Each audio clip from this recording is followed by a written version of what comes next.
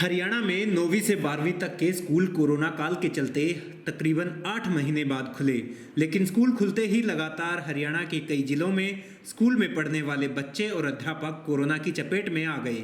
हालांकि अभिभावकों की अनुमति के बाद ही बच्चों को स्कूल में आने की अनुमति दी गई थी।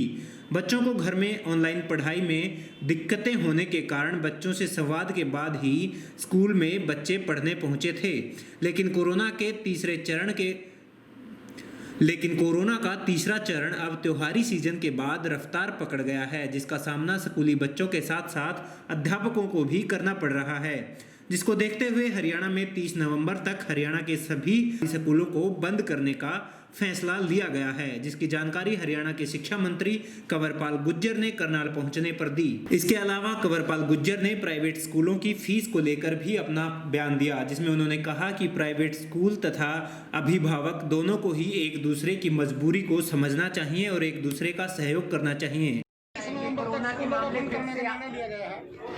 अभी कई स्कूल हमारे ऐसे हैं जहाँ कोरोना पॉजिटिव बच्चे मिले हैं और लगभग 172 के करीब बच्चे मिले, लगभग इतने ही टीचर भी मिले हैं। तो इस सारे को देखते हुए अभी हमने 15 दिन के लिए स्कूलों को बंद कर दिया है और उस पर देख रहे हैं और टेस्ट भी हम उसकी भी संख्या बढ़ाएंगे ताकि कोई और समस्या सामने ना हो। सारी समस्या को देखते निर्णय लिया।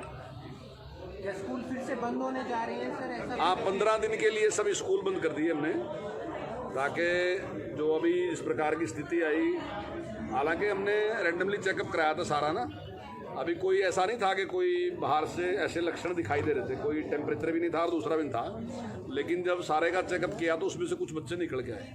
तो सुरक्षा की दृष्टि से हमने निर्णय लिया कि 15 दिन के लिए स्कूल बंद कर रहे हैं, उसके बाद स्कूल बंद होंगे, कॉलेज भी बंद होंगे। नहीं, स्कूल ही बंद होंगे अभी, कॉलेज का कोई कोचिंग सेंटर हैं जो कोचिंग सेंटर के बारे में अभी कोई निर्णय लिया, अभी केवल स्कूल के बारे में। रेवाड़ी में केसेस आए थे, उन बच्चों की हालत कैसी है जी अभी? नहीं, बच्चे ठीक हैं, बच्चों की ऐसी स्थिति नहीं है, बच्चों को बाहर से किसी को भी लक्षण दिखाई नहीं दे रहे थे। ठीक है जी। अगर हमने उनको टेम्परेचर भी चेक किया था तो टेम्परेचर भी उनका सामान्य था, लेकिन जब रैंडमली चेकअप कराया तो उसमें कुछ बच्चे पॉजिटिव निकले। 30 तारीख तक बंद कर दिए। बिल्कुल 30। तो प्राइवेट स्कूल के लोग भी मिले, वो तो कहते हैं कि अभी तक फीस दी नहीं जा रही। बिल्कुल, वो कहते हैं कि हमारी तो अभी तक कुछ स्कूल तो ऐसे हैं जो कहते हैं कि 10% फीस भी नहीं आई और कुछ कहते हैं कि हमारी 30-40% तक फीस आई, बाकी फीस आई नहीं है। ट्यूशन फीस की बात हमने पहले कही थी कि ट्यूशन फीस देनी चाहिए, सरकार की तरफ से था, लेकिन उसके बाद वो कोर्ट में चले गए थे। कोर्ट ने उनको पूरी फीस देने के लिए, सारे ड्यूज देने के लिए कहा था, लेकिन उसके बाद हमने पेरेंट्स के पक्ष में हमने रिव्यू पिटीशन डाली थी। उसके बाद कोर्ट ने ऐसा निर्णय दिया कि फीस ले सकते हैं।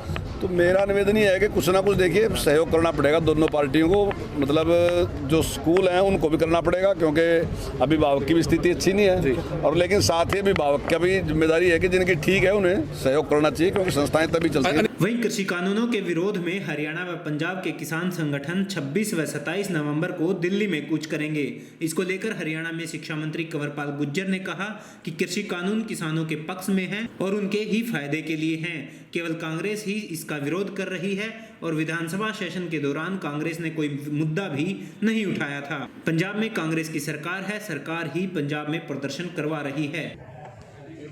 के लिए मैं उनको बधाई देता हूँ, बहुत अच्छा प्रयास है। सर, किसान आ रहे हैं 26 तारीख को, किस तरीके से देखते हैं? दिल्ली की तरफ कूच करेंगे, पंजाब से आएंगे। देखिए, ये जो तीनों बिल है ना, ये तीनों ही बिल किसान के पक्ष के बिल हैं और इस बिल पे बहुत दिन से कांग्रेस बोलती है रही, कांग्रेस कहती है कि किसानों के खिलाफ है। तो इनके बारे में जो बातचीत करने की का जो फॉर्म है वो विधानसभा है।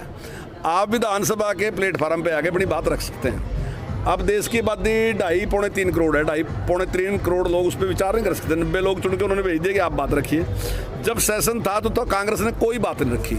माननीय मुख्यमंत्री धन्य प्रस्ताव लेके आए और धन्यवाद प्रस्ताव पे दोनों पक्ष अपनी बात कह सकते थे। कांग्रेस नहीं चाहती थी, कांग्रेस कहती है हम 183 के तहत वोटिंग कराना चाहते हैं। वोटिंग का मतलब क्या है कि वोटिंग तो 100% है कि सरकार के पक्ष में आएगी क्योंकि उसके पास बहुमत है, और उसके बाद वो चाहते हैं कि हम इस बात पे विरोध करके वॉकआउट कर देंगे, यानी कि डिस्कशन करने के लिए तैयार नहीं है। कोई भी मुद्दा है तो उस पर डिस्कशन करना जरूरी है ना। अगर उनको लगता है कि किसान के खिलाफ है तो विधानसभा के पटल पे खड़े होकर उन्हें ये बात कहनी चाहिए कि इसमें ये खामी है, लेकिन खामी है ही नहीं, क्योंकि वो केवल गुमराह करने का काम कर रहे, इसलिए वो वहां एक दाना भी बोल नहीं सके, किसी भी से बोले नहीं। और जब सत्ता पक्ष की तरफ से अभय यादव जी ने पक्ष रखा तो वॉकआउट करके बाहर चले गए, वो सुनने के लिए तैयार नहीं। अगर कोई पार्टी, कोई समाज ऐसा होगा जो दूसरे की बात सुनने के लिए तैयार नहीं है तो इसका मतलब कमी उसमें है। मैं दावे के साथ कहता हूं सारी कमी कांग्रेस के पास है और कांग्रेस बकाने का काम कर रही है। ये बिल पूरी तरीके से 100% किसान के हित में। पंजाब में जो हो रहा है सारा का सारा वो सरकार करवा रही, सरकार अपने आप उसका वो कर रही और वो लोगों को बका के वोट। कांग्रेस नेताओं का कहना है कि बड़ौदा उपचुनाव बीजेपी तभी हारी है क्योंकि किसानों का जो अध्यादेश आया किसान नाराज थे। नहीं, देखिए वहां पे हमने आज तक जितने भी वोट, जितने चुनाव आज तक गए उनमें से सबसे ज्यादा वोट, और वोट ज्यादा नहीं काफी बड़ी संख्या में ज्यादा वोट हमने प्राप्त हुआ।